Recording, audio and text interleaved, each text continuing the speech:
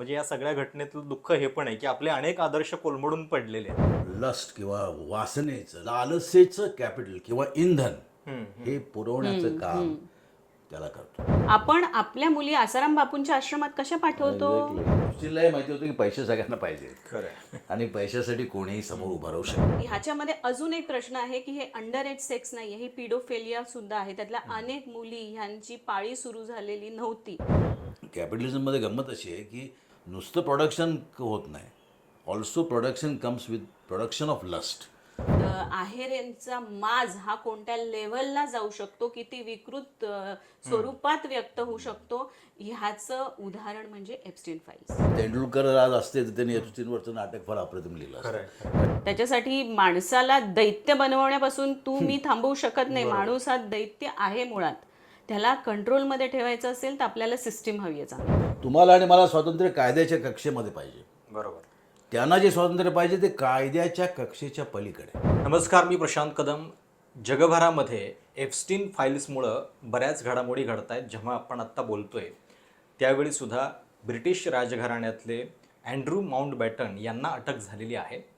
आणि एरवीसुद्धा म्हणजे अशा अनेक बातम्या आपण ऐकतो, एखाद्या राजकीय नेत्यावरती लैंगिक दुष्कृत्याचे आरोप होतात किंवा बऱ्याच इतरही घटना घडतात. पण या घटनेमध्ये एप्स्टीन फाईल्समध्ये जे दिसतंय ते या सगळ्याच्या पलीकडचं काहीतरी आहे. आणि व्यवस्था ही किती क्रूर वागू शकते आणि शोषणाची व्यवस्था निर्माण झाल्यानंतर त्याच्यामध्ये सगळेच कसे एक असतात हे सुद्धा या निमित्तानं आपल्याला दिसते. कोण याच्यामध्ये इन्व्हॉल्व नाही आहे, म्हणजे उद्योगपती आहेत, राजकारणी आहेत, विचारवंत आहेत, फॅशन इंडस्ट्रीतली बडी बडी नावं याच्यामध्ये आहेत.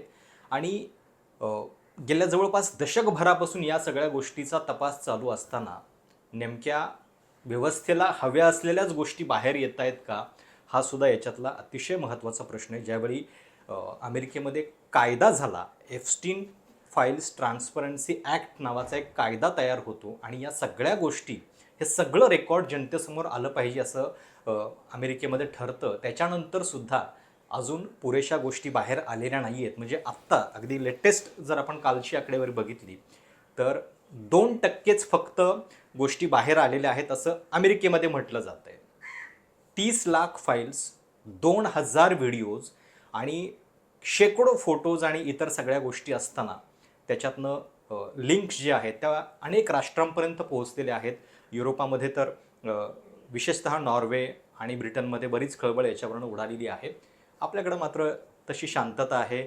राहुल गांधी लोकसभेमध्ये बोलतात, त्याच्यानंतर हळूहळू या गोष्टीची चर्चा जी आहे ती होऊ लागलेली आहे. आता या एप्स्टीन फाईल्समध्ये राजकारणाच्या पलीकडच्या सुद्धा काही अस्वस्थ करणाऱ्या गोष्टी आहेत. एक व्यवस्था म्हणून, म्हणजे नेहमीच आपण व्यवस्था ही फार काहीतरी मोठी असते, तिला सगळ्या गोष्टी माहिती असतात, आपल्याला जे माहिती नसतं ते एक जग या व्यवस्थेचं असतं असं आपण गृहीत धरतो.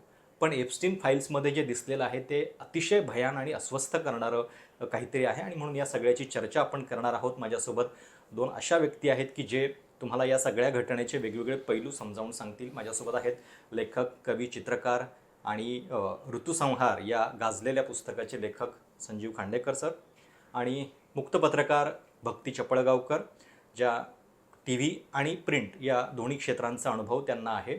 समाज माध्यमांच्यावरती या सगळ्या घटनांबद्दल त्या वेळोवेळी व्यक्त देखील होत असतात. तर खरं तर सुरुवातीलाच मला असं वाटतं की आपल्या प्रेक्षकांना काही डिस्क्लेमर वगैरे द्यावा का, म्हणजे जसं ते असतं ना की काही दृश्य तुम्हाला विचलित करू शकतात, तसं आपण ज्या घटनेबद्दल, ज्या व्यवस्थेबद्दल बोलणार आहोत ते ऐकताना प्रेक्षकांची अस्वस्थता सुद्धा वाढू अगदी मी शकते. असा सल्ला देईन की मी आज जे काही तुझ्याबरोबर बोलणार आहे, तर ज्यांनी बाल लैंगिक गुन्ह्याचा सामना केला आहे त्या सगळ्या जेंडर्सच्या लोकांनी जर हा एपिसोड बघायचा असेल तुझा, तर त्यांना स्वतःची काळजी घ्यावी लागेल. त्यांना जर गरज पडली तर त्यांनी मानसोपचार तज्ज्ञांचा त्यांच्या सल्ला घ्यावा. त्यांनी स्वतःला एकटं समजू नये. कारण हे जे घडलंय, बाल लैंगिक गुन्हे हे प्रत्येक ठिकाणी होत आहेत. हे आपल्या घरात होतात, आपल्याकडे गल्लोगल्लीत होतात आणि भारतामध्ये त्यांचं अतिशय मोठं प्रमाण आहे. पण एप्स्टीन प्रकरण आपण का अभ्यासलं पाहिजे आणि ह्याच्यातून काय बोध घेतला पाहिजे, या दोन्ही मुद्द्यांचा जर आज आपण विचार केला तर लक्षात येईल की ह्या प्रकरणामुळे आपल्याला लक्षात आलंय की राजकीय प्रश्न नाहीये, लैंगिक गुन्हे हे जे आहेत हा एप्स्टीन फाईल्स या राजकीय नाहीये, त्या राजकीय आहेत अशा समजुतीतून अगदी ट्रम्पला इतका पाठिंबा मिळाला की मागा ही जी मूवमेंट आहे की जी व्हाईट सुप्रिमसिस्टने चालवली आहे, ज्यांना असं वाटतं की लैंगिक गुन्हे करणाऱ्यामध्ये एकाच वर्गाचा किंवा एकाच पक्षाचा समावेश आहे आणि त्याच्यातल्या धेंडांना बाहेर काढण्यासाठी ट्रम्प आपल्याला मदत करतील. जेव्हा ट्रम्प सत्तेवर आले तेव्हा चित्र पालटलं. तर आज त्यांचा पाठिंबा कमी होतोय कारण सगळ्यांना ज्यांना ज्यांना वाटतंय की ह्या लहान मुलींबरोबर जे झालं हजारो आणि ह्याच्यामध्ये अजून एक प्रश्न आहे की हे अंडर एज सेक्स नाही आहे, ही पिडोफेलिया सुद्धा आहे. त्यातल्या अनेक मुली ह्यांची पाळी सुरू झालेली नव्हती, त्या 9 वर्षांपेक्षाही खालच्या वयांच्या होत्या.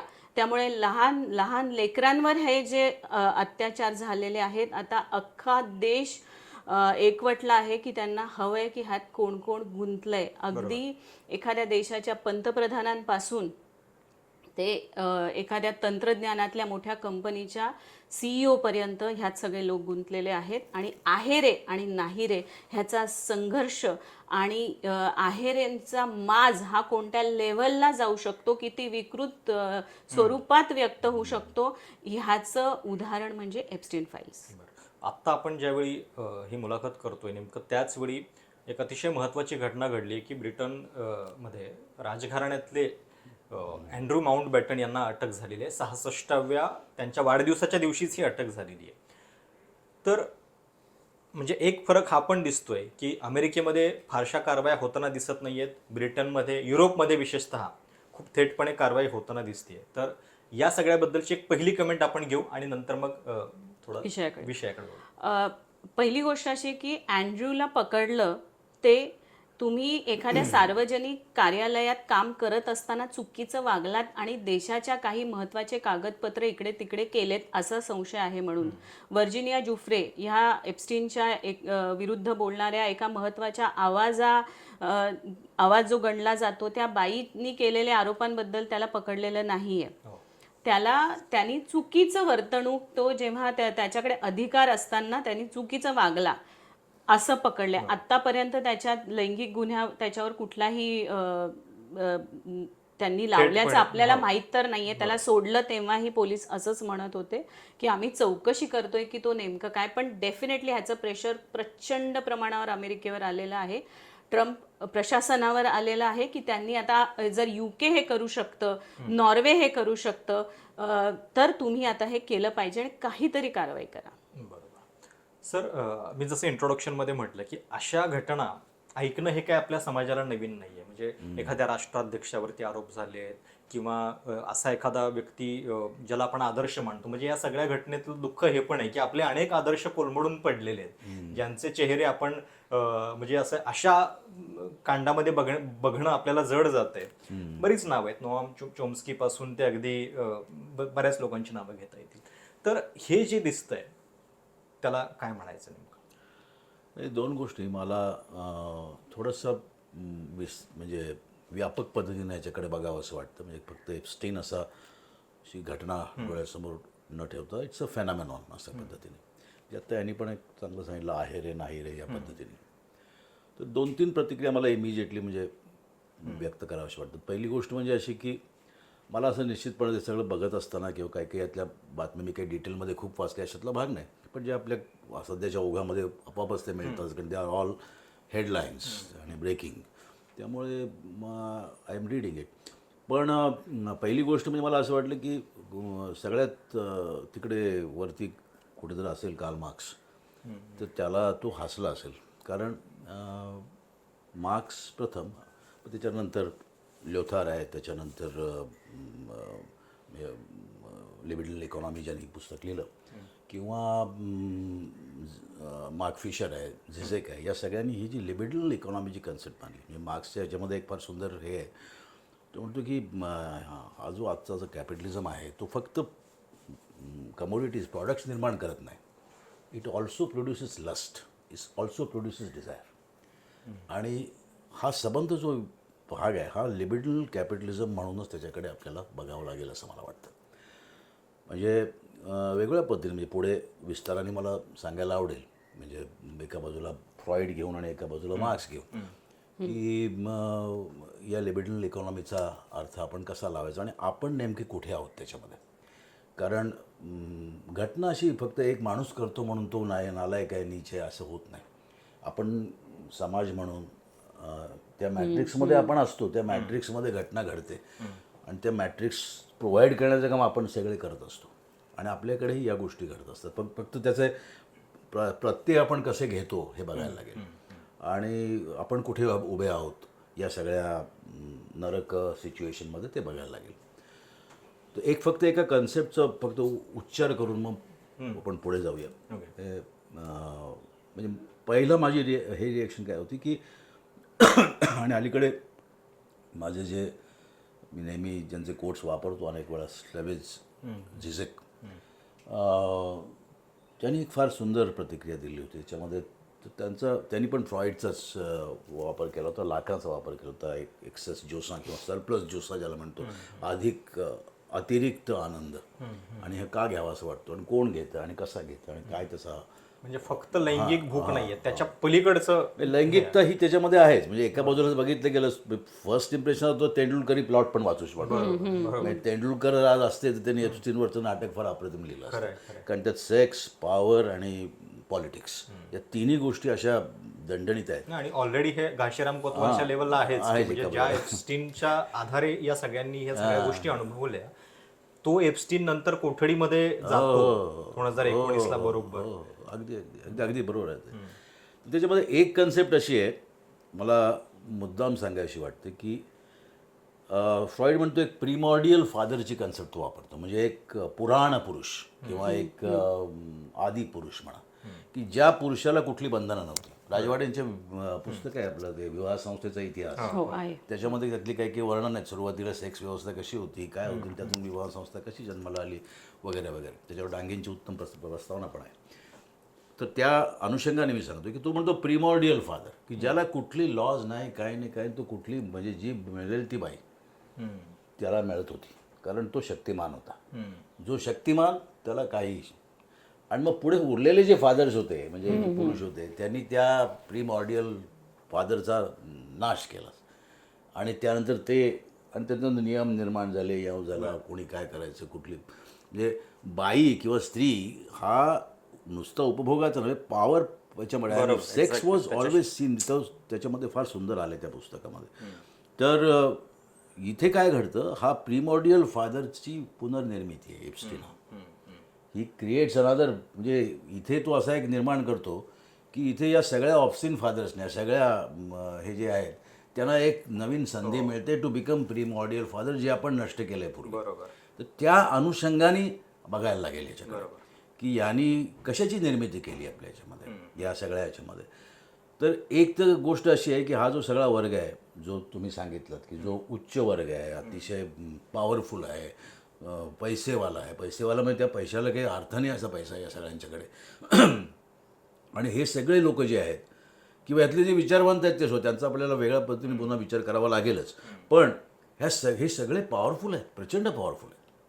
आणि यांना काय हवं आहे की यांना या आपल्या अस्तित्वात असलेल्या कायद्याच्या सिस्टीमच्या पलीकडे, यांना कायदा नको आहे, यांना स्वातंत्र्य जे पाहिजे, तुम्हाला आणि मला स्वातंत्र्य कायद्याच्या कक्षेमध्ये पाहिजे. बरोबर. त्यांना जे स्वातंत्र्य पाहिजे ते कायद्याच्या कक्षेच्या पलीकडे. आणि ते कायद्याच्या कक्षेच्या पलीकडचं स्वातंत्र्य त्या बेटावरती मिळतं. तिथे कोणी विचारणार नाही, प्रश्न विचारणार नाही, तुम्ही काही करा. म्हणजे अल्पवयीन असो, अल्पवयीन तुमच्या आणि माझ्यासाठी, त्यांच्यासाठी त्या वस्तू आहेत. त्यांच्यासाठी त्या वस्तूच्या पलीकडे, म्हणजे नुसतं वस्तू नाही आहे. त्याची जर काय मी वस्तू म्हणलं तर ते त्याला वस्तूला आपण इजा करत नाही, वस्तूचा उपयोग त्यांना त्याच्यात इजा करून आणि त्यामुळे तो जो फ्रॉइडियन प्रिमॉर्डियल फादर आहे तो या माणसाने जागृत केला. आणि दुसरी गोष्ट त्याचबरोबरीने एकाच वाक्यात ओळीत संपवतो कारण नाही बोलायचं की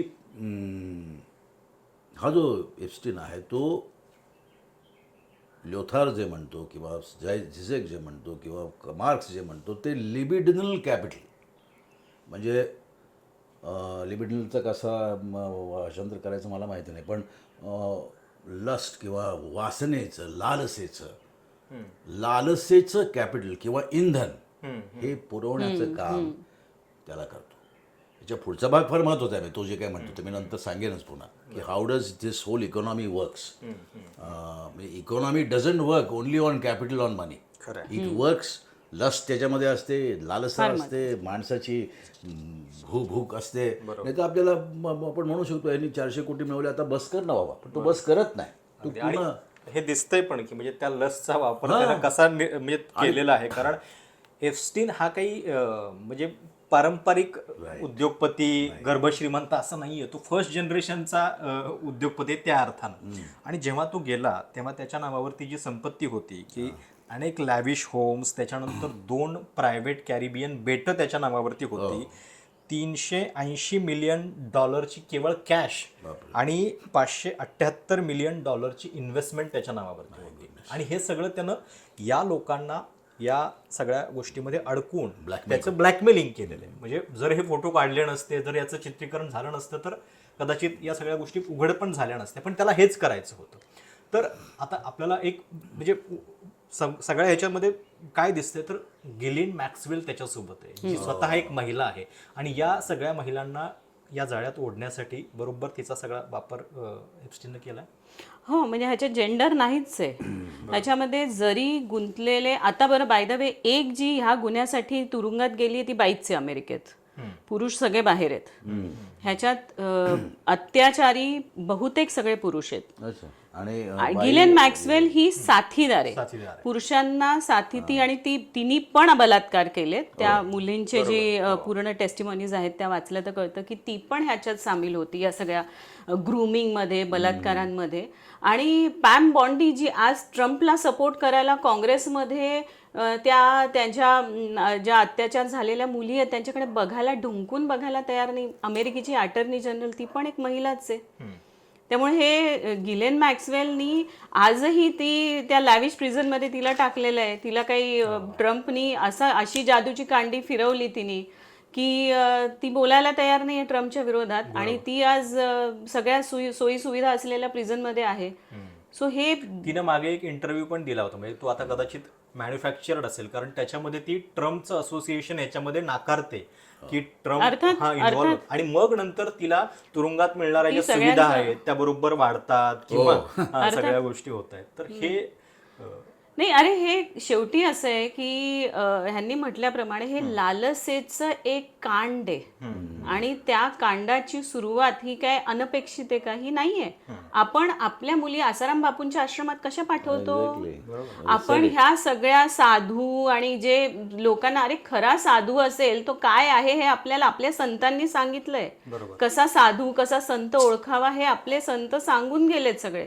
पण तुम्ही त्याच्या पलीकडे तुम्हाला हवं असतं काहीतरी. तुमच्या इच्छा हव्या असतात. कुणातरी बापाला नोकरी हवी असते, आईला मुलगा हवा असतो, म्हणून तुम्ही तुमच्या मुलीला साधूंच्या आश्रमात पाठवता. तुम्हाला माहित नसतं तिच्यावर अत्याचार होणार आहेत.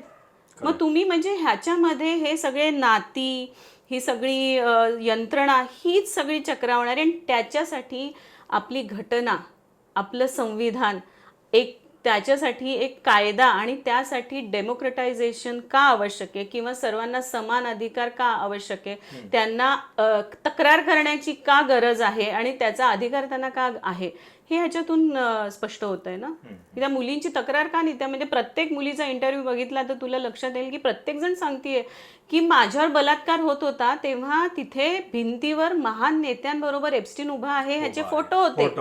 त्या फोटोंच्या समोर त्यांनी हे सगळं केलं. त्याचं एक दडपण किंवा याचे एवढे कॉन्टॅक्ट्स आहेत आणि तो काही करू शकतो. आणि तो हे राजरोसपणे करत होता.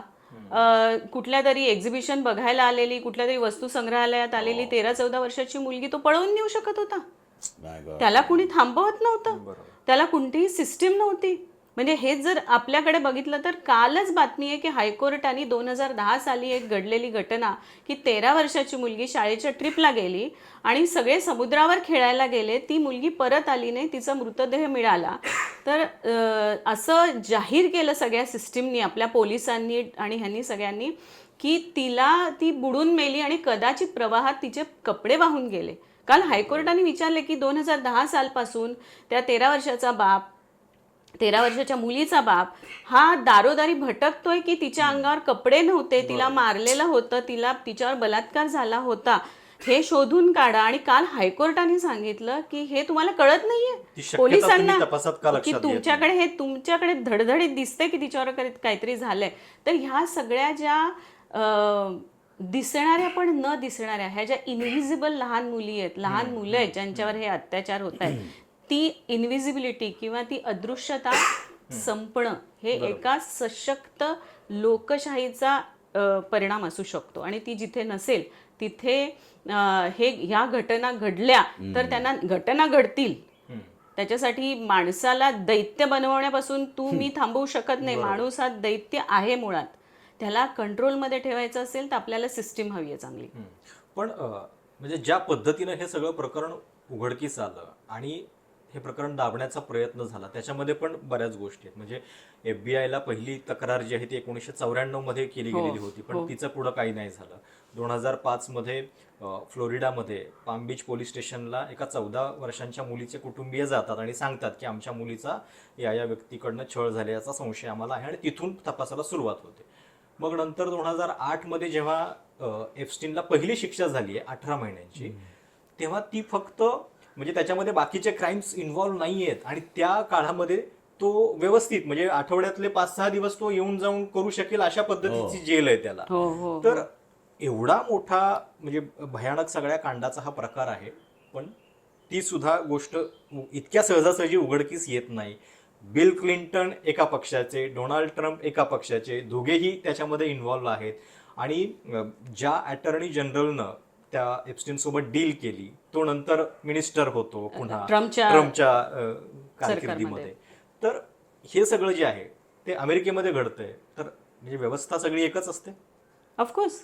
म्हणजे अमेरिकेमध्ये आत्ता जर लोकांना प्रश्न विचारला, आपण मगाशी बोलत होतो की जो एक सर्वे त्यांचे सतत सुरू असतात, त्यातल्या एका सर्वेमध्ये विचारलं त्यांना की लोकांना की तुम्हाला असं वाटतं का की ज्यांच्याकडे शक्ती आहे आणि पैसा आहे ते कायद्याच्या कचाट्यातून सुटू शकतात आणि त्यांच्यावर कारवाई होणार नाही, तर 86% अमेरिकन्स आज म्हणतायत की त्यांना काहीही होणार नाही.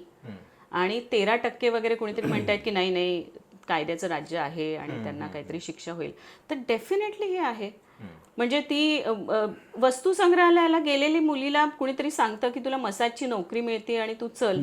आता ह्याच्यामध्ये एक लक्षात घेतलं पाहिजे की बाल लैंगिक गुन्ह्यामध्ये नेहमीच तू केलेलं आहे ते चुकीचं आहे. कुठल्याही तुम्ही जर विक्टिमला भेटला तर त्याला सतत वाटत असतं की मी केलेलं कृत्यच चुकीचं आहे, माझ्यावर अत्याचार झाले ह्याला मीच जबाबदार आहे. ह्या सगळ्या मेंटॅलिटीचा फायदा घेऊनच हे पुढे झालेले प्रकार. मला फक्त एक छोटंसं हे जोडायचं आहे. म्हणजे अगदी अलीकडचीच घटना आहे म्हणून. म्हणजे कसं आहे, तू म्हटलंस ते अगदी बरोबर आहे की कायद्यांनी कशी काही मदत केली त्याला. किंवा दुसऱ्या बाजूला आपल्याला एक वृत्ती अशी दिसते, आता अलीकडे झारखंड किंवा कुठलं तरी हायकोर्टाचा निर्णय आहे, किंवा मला परफेक्ट आठवत नाही कोणाचं आहे, अलीकडच्या काळातली घटना आहे, ज्याच्यामध्ये हायकोर्टाने सांगितलं आहे की जर पेनिट्रेशन झालं नसेल तर तो बलात्कार समजू नये. परवाचीच गोष्ट.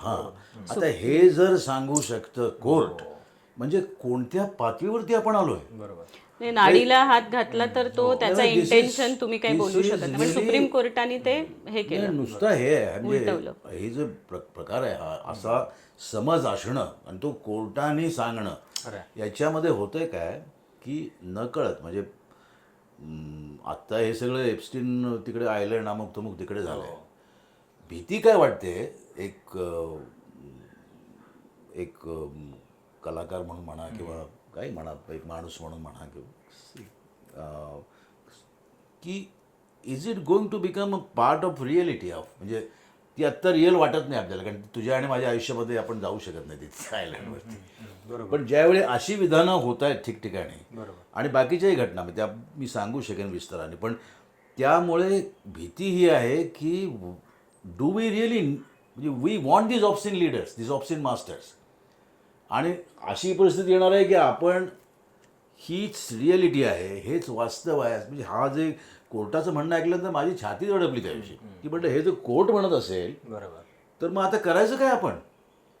इट इज ॲक्सेप्टेड की काही करा, तुम्हाला काही शासन होणार नाही हे ॲक्सेप्ट केल्यासारखं आहे. आणि कोर्टाने सांगणं म्हणजे फारच मोठी गोष्ट आहे. तर तो मला मुद्दा इथे तुमच्या जोडावा असं वाटलं. बरं, एफस्टीनच्या ह्या सगळ्या कहाणीमध्ये म्हणजे मला गंमत काय वाटते की त्याच्याकडे स्वतःकडे डिग्री पण नाहीये, पण तरी तो इतक्या सगळ्या मोठ्या प्रभावशाली व्यक्तींच्या वर्तुळात वावरतो, त्यांना आपण मॅनिप्युलेट करू शकतो, हा कॉन्फिडन्स त्याला आहे.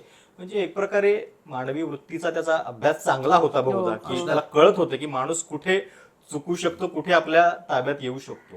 म्हणजे ज्या व्यक्तीची डिग्री नाहीये तो जर नॉम चॉम्स्की सोबत हे करतो, सल्ला घेतो त्याचा, किंवा त्याला काही युनिव्हर्सिटीजने पण त्याच्याकडून पैसे घेतले होते. एक्झॅक्टली. तर हे जे आहे तर त्याच्या पाठीमागं काय आहे? म्हणजे नाही, मला एकतर असं वाटतं की की कुणीही असो, सगळे मातीचे असतात हे आपल्याकडे जे म्हणतात तो तर ते- भाग आहेच सगळ्याच, म्हणजे तो सगळीकडेच हे आहे. Private lifes are always different.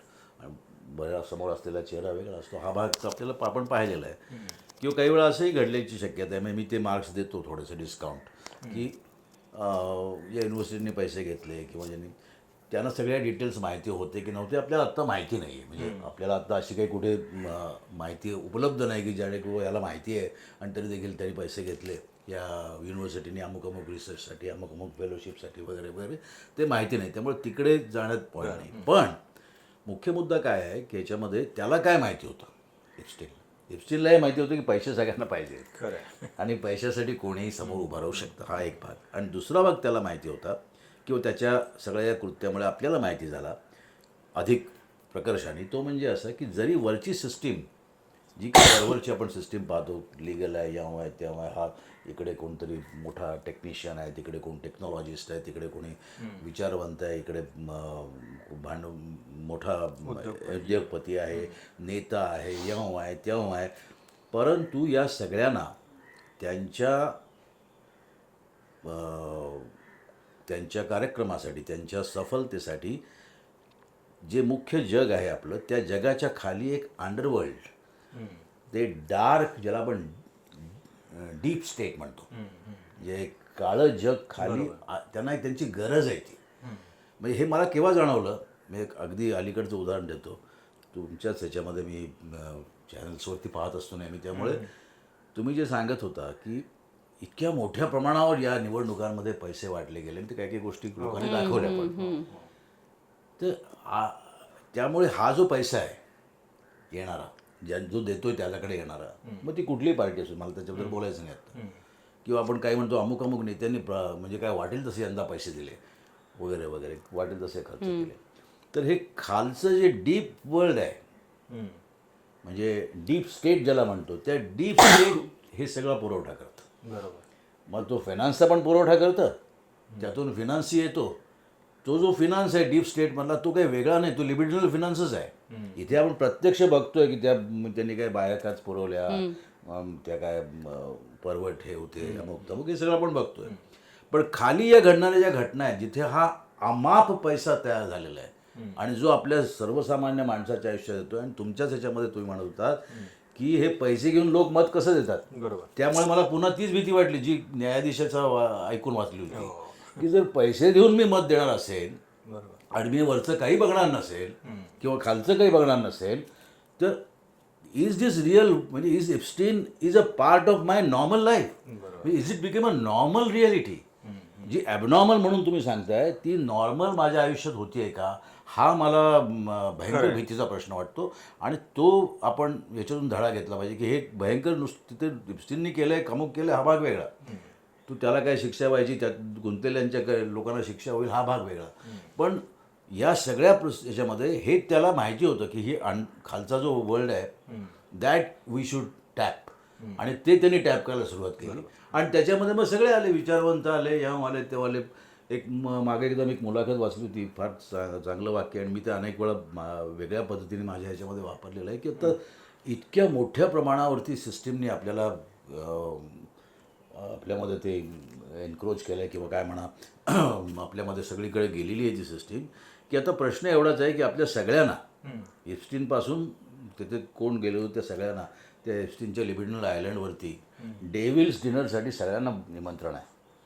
फक्त आपल्या हातातला चमचा किती लांब आहे, बरोबर, आणि काटा किती लांब आहे, एवढ्यावरतीच सगळा फरक दिसणार आहे की काय अशी परिस्थिती तयार झाली आहे. म्हणजे काही जण डायरेक्ट त्या आयलंडवरती आहेत, काही जण लांब चमचा घेऊन बसलेत, आयलंडच्या बाहेर आहेत, पण ते चमचा आहे त्यांचा तिकडे, बिकॉज इट्स अ डेव्हिल्स. म्हणजे झॅझेकनी सिनर नावाच्या फिल्मचं उदाहरण दिलं, त्याच्यामध्ये त्या व्हॅम्पायर्स तयार होतात. तरी व्हॅम्पायर जे ब्लड सक करतात है ना, तशी ही माणसं आहेत सगळी, ही जी ते गेलेली आहेत ती.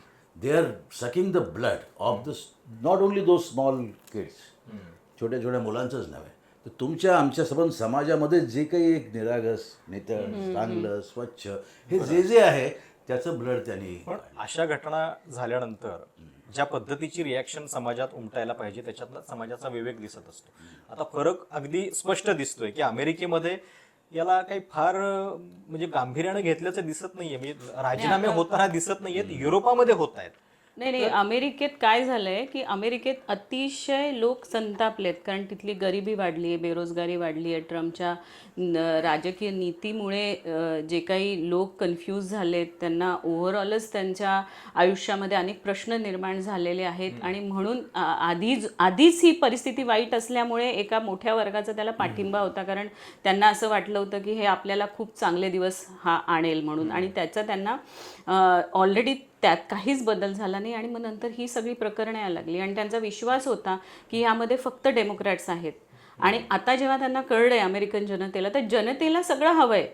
पण काँग्रेसमध्ये पण आता एप्स्टीन ट्रान्सपरन्सी ऍक्ट पास झाला, तरी देखील जी कागदपत्र आली आहेत ती पूर्ण नावं मिटवून आलेली आहेत. पण एक मला सांग की ही जेव्हा प्रकरणं बाहेर येतात तेव्हा पण ती त्या मुलींबद्दल, तो आहे तो टॉमस मासी असेल किंवा रो खन्ना असेल ज्यांनी हा ॲक्ट आणला, ते म्हणतायत की आम्हाला मुलींबरोबर काय झालं हे सगळ्या जगाला दाखवायचे. आणि हळूहळू सगळा काँग्रेस त्यांच्या बरोबर आली, एक माणूस सोडला तर. पण राजकारण ज्या पातळीवर होते की ट्रम्प त्याला तू म्हणाला नॉर्मलाइज करायचा प्रयत्न करतो, की CNN रिपोर्टरला विचारतो, ती जेव्हा त्याला विचारतीये की त्या विक्टिम्सबद्दल प्रश्न विचारतीये, तेव्हा तो म्हणतो अगं हस ना कधीतरी, तू काय हसतच नाहीस, गेले 10 वर्ष मी तुला बघतोय असं.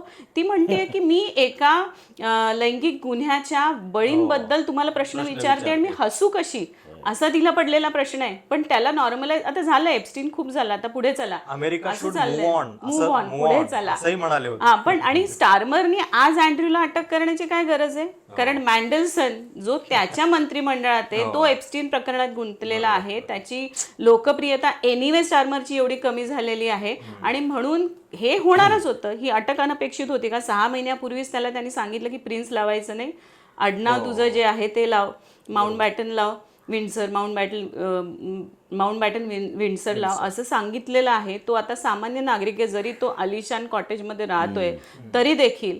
आणि त्यामुळे हे होणार, हे कुठेतरी हे आपल्याला माहिती होतं की याच्या पुढे काय होणार.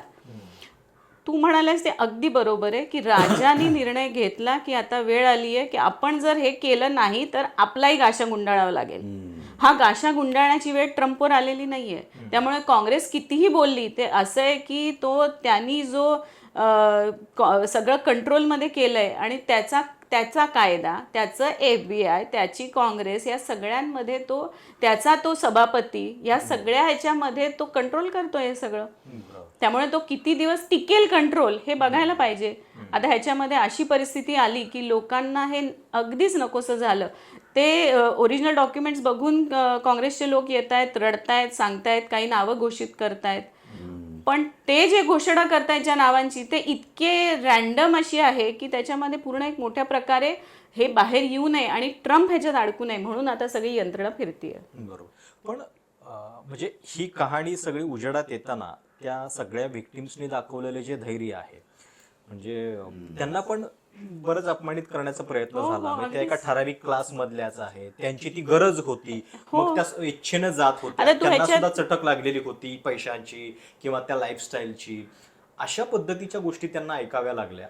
आणि म्हणजे आता अँड्रूच्या केसमध्ये तर जी ती व्हर्जिनिया जुफ्रे, तिची नंतर म्हणजे आत्महत्या होते 2025 मध्ये, आत्ताच तिची आत्महत्या झाली आहे. तर या विक्टिम्सनी जे धैर्य दाखवलं, हे सगळं म्हणजे इतके इन्फ्लुएन्शियल लोक आहेत त्यांच्या विरोधात बोलायचंय, तरी सुद्धा त्यांना बरंच सहन करावं लागलं याच्यात. हो, त्यांना प्रत्येक मुलीला परत परत ते आठवावं लागलं की नेमकं तिला काय झालं होतं, किती लोकांकडे तिला फिरवण्यात आलं होतं, कशा प्रकारे तिला हे सगळे मानसिक विकृती असलेले, म्हणजे माणूस आम्ही म्हणलं ना, सगळेच मे बी दैत्य असतील, बायका पुरुष सगळा तो आपली प्रजातीच मे बी सैतान असेल, पण ह्या सैतानाला जागृत त्या जे काही त्या राजकीय दलालीमध्ये करण्यात आलंय, त्या आर्थिक दलालीमध्ये करण्यात आलंय, त्याच्यामध्ये ह्या मुलींना प्रत्येक वेळी हे आठवावं लागलं. आज त्या 40शीतल्या बायका आहेत, 50शीतल्या बायका आहेत, त्यांची खिल्ली उडवली गेली, त्यांच्यावर विश्वास ठेवला. प्रत्येक लैंगिक गुन्हा जेव्हा घडतो, इव्हन लहान मुलांवर जे अत्याचार होतात, तेव्हा प्रत्येक, मी तुला म्हणाल्याप्रमाणे की त्याला प्रत्येक त्या बळीला म्हटलं जातं की त्याला वाटतं की माझ्यामुळे हे घडलंय, मला हे हवं होतं, मला वासना होती, मला पैसा हवा होता, म्हणून माझ्यावर हे सगळं घडलंय, जेव्हा ते विक्टिम्स असतात. आणि ह्याचमध्ये आता ह्याच्यात बालकामगार कायदा आपल्याकडे आहे की 18 वर्षाच्या खालील मुलांनी काम करू नये. आपल्याकडे करतात, आपल्याकडे मी असं बिलकुल म्हणत नाही, गरीब वर्गातली सगळी मुलं कामाला लागतात आणि ते विक्टिम होतात. अमेरिकेत मोठ्या प्रमाणावर कॉलेजमध्ये जायच्या आधीपासून घरासाठी पैसे कमवण्याची, पॉकेट मनीसाठी तुम्ही घराबाहेर पडता, ती त्यांची रियालिटी आहे, त्याच्याबद्दल आपण कमेंट नाही करू शकत. मग अशा 12, 13, 14 वर्षाच्या मुलींना हेरून तुला पैसे हवेत.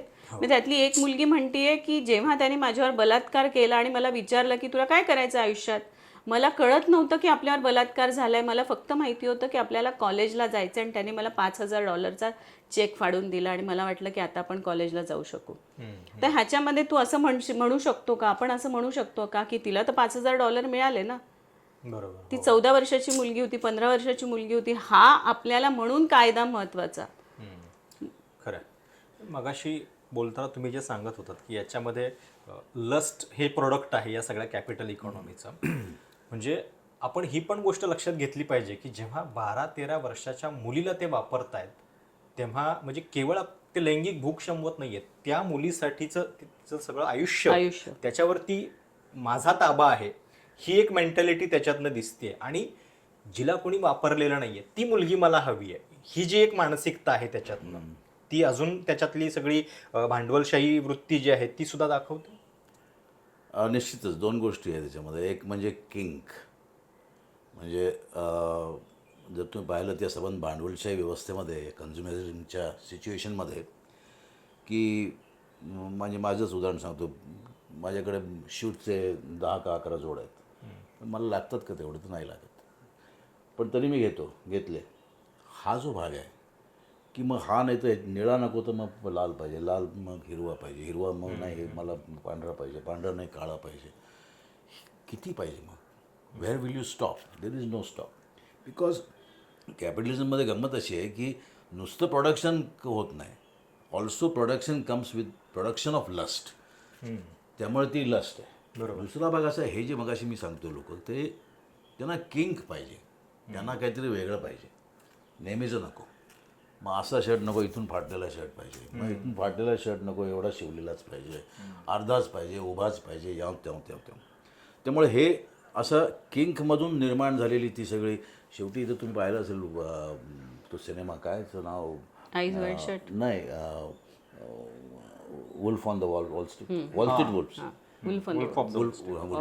त्याच्यामध्ये तुम्ही पाहिलं ते लोक जे काही पैसे मिळवतात प्रचंड, आणि त्याच्यावर पैसा कुठे मिळवतात, सट्टा बाजारामध्ये, स्टॉक मार्केटमध्ये, या अशा पद्धतीने, म्हणजे ती सबंध सिस्टीम, तिथे ते ज्या पद्धतीने त्यांच्या पार्टीज होतात किंवा त्या जर पाहिलं असेल तुम्ही, की त्या पिक्चर जर पाहिला असेल तर आपल्याला लक्षात येतं की त्यांना हे नेहमीचं काही नकोच आहे. म्हणजे मला एक आठवतं, it has come in to the art also. एका इन्स्टॉलेशनमध्ये अमेरिकेमध्ये, मला वाटतं तो पण एक मोठा डीलर होता, जेफ्री त्याचं पहिलं नाव मी विसरलो, तो डिनर एक ऑर्गनाईज करायचा, म्हणजे similar to that what you can say Epstein म्हणा, किंवा त्या वॉल स्ट्रीट वुल्फमधले डिनर असं. आणि अगदी वॉल स्ट्रीट वुल्फमध्ये तसं दाखवलं त्यांनी की तो माणूस उभा राहतो जो म्हणजे पैसे मिळवले, तो he urinates in front of them on the table. Similarly या इन्स्टॉलेशनमध्ये there used to be the artist used to stand up in the cake, आणि सगळं सामान मांडलेलं बुफे आहे, आणि he was urinating from the top, आणि they were all eating it, the whatever food is given सर्व to them when he is urinating. हे काय आहे,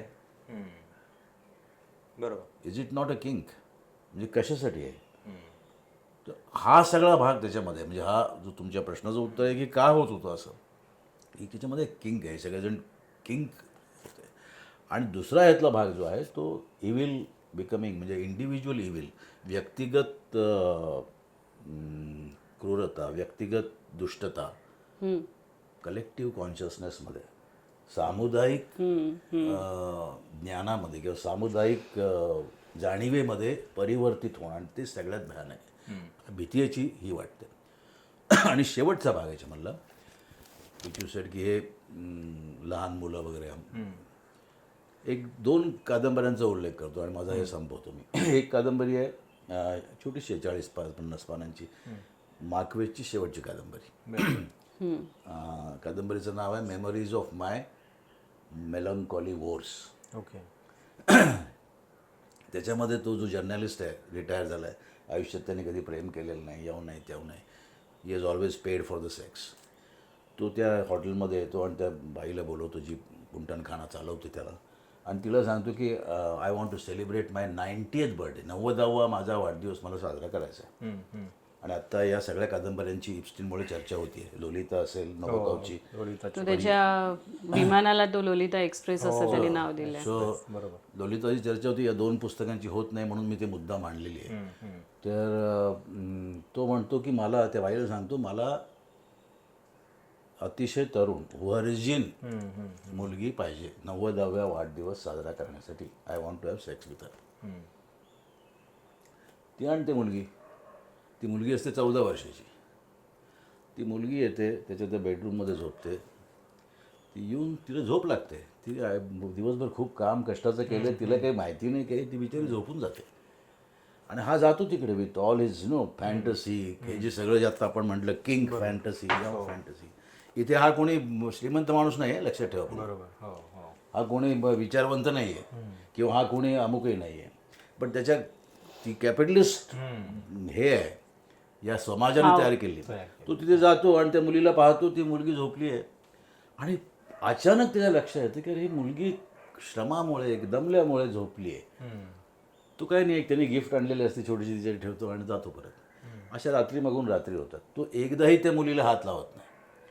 व्हेरी इंटरेस्टिंग. ऑन दॅट इप्स्टीनमध्ये आपल्याला जे चेहऱ्यावरचे बुरखे चढवलेले होते ते काढून लोकांचे मॉन्स्टर, सगळे सैतान आपल्याला तिकडे दिसले. इथे जो सैतान म्हणून गेलाय त्याच्या चेहऱ्यावर ह्युमन फेस आला, आणि तो अल्टिमेटली तिला काही स्पर्शवर करतो. त्याला कळतं की प्रेम म्हणजे काय. त्याला हे लक्षात येतं की it's not just lust and, हा सगळा जो भाग आहे. किंवा दुसरा एक त्याच्याही आधीची एक कादंबरी होती, ज्या कादंबरीची प्रेरणा यांनी घेतली असं म्हणतात. ती म्हणजे त्या यशुनारी कावाबाटोची the sleeping beauties, the house of sleeping beauties. Okay. त्याच्यामध्ये ती जॅपनीज कादंबरी, त्याच्यामध्ये त्या मुली झोपलेल्या असतात सगळ्यात, आणि ही सगळी म्हातारी माणसं त्या मुलींना ड्रग बी दिलेलं असतं, ते झोपवलेलं असतं. ते तिकडे जातात आणि त्यांना सांगितलेलं असतं की त्यांनी काय स्पर्श करायचा नाही वगैरे वगैरे. दॅस होल मेडिटेटिंग एक्सपिरियन्स आहे तो, वेगळ्या पद्धतीचा आहे. आणि मार्क्वेसने अर्थातच पूर्णपणे वेगळ्या पद्धतीने आपल्या समोर आणले. त्यामुळे एक हा भाग आहे या समाजामध्ये अजून, म्हणून मला ती आशा वाटते की देर इज की सैतानाचा माणूस करण्याची क्षमता या समाजाच्या कॉन्शियसनेसमध्ये अजून आहे. खरं. पण त्याच वेळी भीती वाटते ज्या पद्धतीने आजूबाजूला चाललं आहे त्याचं राजकारण. मग ते काय पक्षफोडीचं असो, तुम्ही मग अशी सांगितलं बोलताना, किंवा कोणी कुठे जाणं असो, कोणी कुठेही जाणं हे जे आत्ता चाललं आहे आपल्याकडे, ते एप्स्टीनपेक्षा काय वेगळं आहे मला सांगा. म्हणजे किती अनैतिक आहे ते. त्या अनैतिकबद्दल कोणी बोलायला तयार नाही. इकडचा उठतो तिकडे जातो, तिकडचा उठतो तिकडे येतो, पक्ष फुटतात, काय वाटेल ते घडतं. आणि याला न्यायपालिकेची पाठिंबा मिळतो. म्हणजे न्यायपालिका म्हणते पेनिट्रेट झालं नाही तोपर्यंत बलात्कार नाही असं म्हणणारी न्यायपालिका, आणि ही पक्ष बदलणारी न्यायपालिका, त्यासाठी दंड न करणारी न्यायपालिका सेमच आहे, काही वेगळी नाही आहे. त्यामुळे मला दोन्ही भीत्या मला अशा वाटतात. एक फरक मला असं वाटतो या ह्याच्यामध्ये की तुमच्या आधीच्या उदाहरणात तुम्ही म्हणाल्याप्रमाणे की हा जो माणसातला दैत्य आहे तो आहे. हा, आणि पण राजकारणातलं, म्हणजे मी नोम चॉम्स्की बद्दल अगदी आपण उदाहरणं देतो, त्यांनी जे काही लिहून ठेवलंय त्याचे मी आता म्हणणारच नाही. तर ते जे आपण सगळं करतो ह्या सगळ्याच्या मागे त्यांना एकत्र आणणारा हा जो माज, सत्ता, योग्य शब्द आहे हा. सत्ता आणि पैसा ह्याचा एकत्रित माज. म्हणजे नोम चॉम्स्कीला एक रिपोर्टर म्हणाला की तुम्ही काय ह्याचं उत्तर द्याल, तर त्याने म्हणाले तू गप्प बस. तो म्हणाला की त्याने मला उत्तर दिलं असतं की मी नाहीये ह्याच्यात. त्याच्यावर आरोप हे मूळ हे पैसा खाण्याचे आहेत.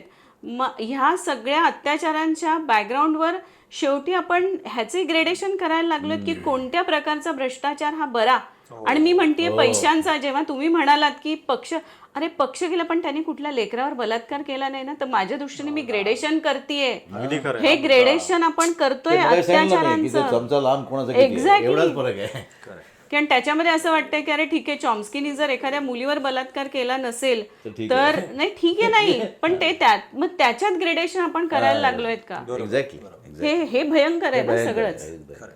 पण आता मुलाखतीच्या शेवटाकडे म्हणजे प्रत्येक काळामध्ये हे अशा पद्धतीचे एप्स्टीन किंवा ह्या सगळ्या गोष्टी ज्या आहेत त्या होत आलेल्या आहेत.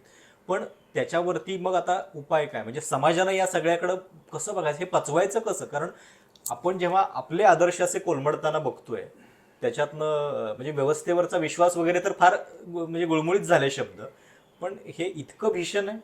हो, म्हणजे मला स्वतः सॉरी तुमच्या आधी मला एकदम असं मला असं वाटतं की माणसाला ग्राउंडेड ठेवण्यासाठी, माणसाला संयमित ठेवण्यासाठी, त्याच्यातला सैतान कंट्रोलमध्ये ठेवण्यासाठी अनेक संस्था अस्तित्वात आल्या. माणूस जेव्हापासून सिव्हिलाइज्ड होतोय, मग त्या संस्था धार्मिक असतील किंवा त्या संस्था तुमच्या समाजाची निर्मिती असेल, लोकशाहीची असेल, संविधानाची निर्मिती असेल, वेगवेगळे धर्म निर्माण होणारी असेल, एका धर्मातून दुसऱ्या धर्मात जाणं असेल, पण ह्या सगळ्यात कुठेतरी अशी व्यवस्था, अशी संस्था शोधण्याचा प्रयत्न आहे माणसाचा जिथे हा सैतान त्याला कमी लाभेल, अत्याचार कमी होतील, समानता कुठेतरी असेल. आणि त्यासाठी आपल्याकडे जे सुधारकांनी काम केलेलं आहे, संविधानाने जे लिहून ठेवलेलं आहे, हे राजरोसपणे का होत नाही आहे? कारण तिथे एक पुस्तक आहे की ज्या पुस्तकाला आजही किंमत आहे. आणि म्हणून माझा खूप असं वाटतं मला की कुठेही आपण भरकटलो समाज म्हणून तरी आपल्याला एकत्र आणायला आणि आपल्याला आशा दाखवायला एक संविधान आहे. निश्चितपणे संविधानाचा उल्लेख योग्यच आहे, परंतु त्यांना जेवढे ते आशावादी आहेत तुम्ही तेवढे मी खरोखर नाही आहे. याचं कारण असं की आजूबाजूला जे दिसतंय आपल्याला, ज्या काही सिम्पटम्स मिळत आहेत त्याच्यामध्ये रोजच्या रोज तुम्हाला भिंतीकडे तुम्ही असे अधिक चेपले जात आहे. तुम्हाला काही बोलायला वाव मिळत नाही आहे. म्हणजे एका बाजूला हा संबंध लिबरल कॅपिटलचा भाग आहे की जो म्हणजे या भांडवली व्यवस्थेमध्येच इतक्या मोठ्या प्रमाणावरती तुम्हाला गुन्हे करण्याची प्रवृत्ती आणि त्यातून बाहेर निघण्याच्या वाटा या अनुश्चितच आहे, सिस्टीममध्येच अनुश्चित आहे. म्हणजे या भांडवली व्यवस्थेचा भागच असा आहे की तो आता, आणि भांडवली व्यवस्थेची गंमत अशी आहे की इट्स कीप्स चेंजिंग. म्हणजे तुम्ही त्याला एक काहीतरी हे करायला गेला तर तो फॉर्म बदलते, नवीन कमी होऊ देणार नाहीत, नवीन फॉर्म. हा वेगळा राक्षस आहे तो, रोज नव्या, तो काय ते रक्तबिंदू राक्षस म्हणून त्याचा बिंदू पडल्यानंतर एक राक्षस यायचा. तशी ही व्यवस्था आहे की ज्याच्यामध्ये रोज नवीन फॉर्मशी तुम्हाला फाईट करायचं आहे आणि ते सोपं नाही आहे. त्याच्यासाठी खूपच म्हणजे मोठी लढाई आहे ही. कदाचित मी मगाशी म्हणजे जे उदाहरण दिलं त्याप्रमाणे ती आशा अजून आहे की आपला खरा चेहरा जो आहे माणूस म्हणून तो आपण शाबूत ठेवू शकूही कदाचित. आणि हे छोटे छोटे जे लढे चालले, ज्याचा यांनी उल्लेख केला मगाशी की तिकडे अमेरिकेत माणसं टॉर्च घेऊन उभी आहेत, सर्वसामान्य माणसं बाहेर येतात, किंवा मागं पूर्वी येतात तो ह्याचा वॉल स्ट्रीटच्या अगेन्स्ट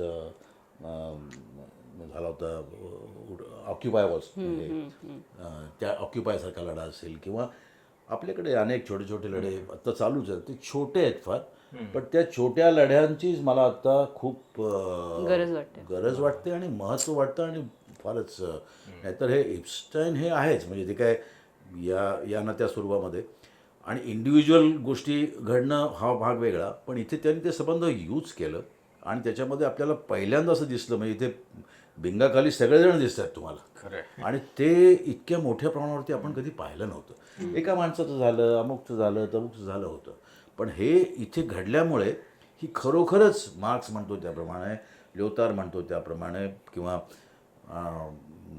झेझेक म्हणतो त्याप्रमाणे, खरोखरच या रिअल सिस्टीमच्या खाली एक अंडरवर्ल्डची सिस्टीम आहे. ती काळी सिस्टीम आहे, ज्याला डीप स्टेट म्हणतो आपण. त्या डीप स्टेटची खरोखरच या सिस्टीमच्या जगण्यासाठी गरज आहे, असं प्रूव्ह होण्याची शक्यता या सगळ्या फेनॉमेनॉनमधून दिसून आली. ओके. मी म्हणजे आपण होपबद्दल म्हणत होतो, त्याबद्दल मला एक म्हणायचं आहे की बायकांच्या अंगात हा होप असावाच लागतो. तो जेंडरचा फरक असू शकेल, कारण त्यांना जे अत्याचार सहन करावे लागतात त्यांच्या आयुष्याच्या वेगवेगळ्या टप्प्यावर, ह्या एप्स्टीनच्या विक्टिम्समधल्या सगळ्या मुलींना, बहुतेक मुली ह्या असुरक्षित गरीब घरातून आलेल्या आहेत. त्यांच्यावर एप्स्टीन आयलंडवर जायच्या आधी लैंगिक अत्याचारांची सुरुवात झाली आहे. कुणावर 2 वर्ष, कुणावर 3 वर्ष. त्या ऑलरेडी लैंगिक अत्याचाराच्या बळी पडलेल्या होत्या. त्यांना काही एप्स्टीननी तशा पद्धतीनं काही त्यांनी आणि ज्यांना मग त्यांना पण पैशांची नितांत गरज होती, आणि त्यांना असं वाटलं की आपण ह्या नरकातून बाहेर पडू, तर त्यांना दुसरा नरकाचा सामना करावा लागला. तर हे जे आहे ना, की त्या बायका बाहेर कधी पडल्या की त्यांना कधीतरी कुणीतरी एक होप दिला, त्यांना कुणीतरी साथीदार भेटला किंवा भेटली, आणि त्यांनी सांगितलं की तू ह्याच्यातून बाहेर ये, तुला आयुष्य अजून आहे. व्हर्जिनिया जुफ्रेनी केलेली आत्महत्या तिने पुस्तक लिहिल्यानंतर केली. तिने सगळ्यांची नावं, तर ही तिचं हे जे बलिदान आहे हे पण मोठं मानलं पाहिजे. आणि बाकीच्या 40शीत 50शीत आलेल्या बायका, ज्यांना 8व्या 9व्या वर्षीपासून बलात्काराचा सामना करावा लागलाय, त्यांचं असणं आणि त्यांचं जगणं हे मला वाटतं खूप महत्त्वाचं आहे. तर या होप बद्दलच्या चर्चेवरतीच मला वाटतं आपण ही चर्चा संपवूयात, आणि सत्ता, सेक्स, सायकॉलॉजी या सगळ्याबद्दलची एक समग्र चर्चा आपण या एप्स्टीन कांडावरती आत्ता केलेली आहे. आणि बरेच पैलू जे आहेत ते तुम्हाला उलगडलेले असतील. या सगळ्याबद्दल तुमची मतं नेमकी काय आहेत हे कमेंट्समध्ये ऐकायला नक्की आवडेल. मुलाखत तुम्हाला आवडली तर अधिकाधिक लोकांच्यापर्यंत पोहोचवा. चॅनल सबस्क्राईब करायला विसरू नका. धन्यवाद.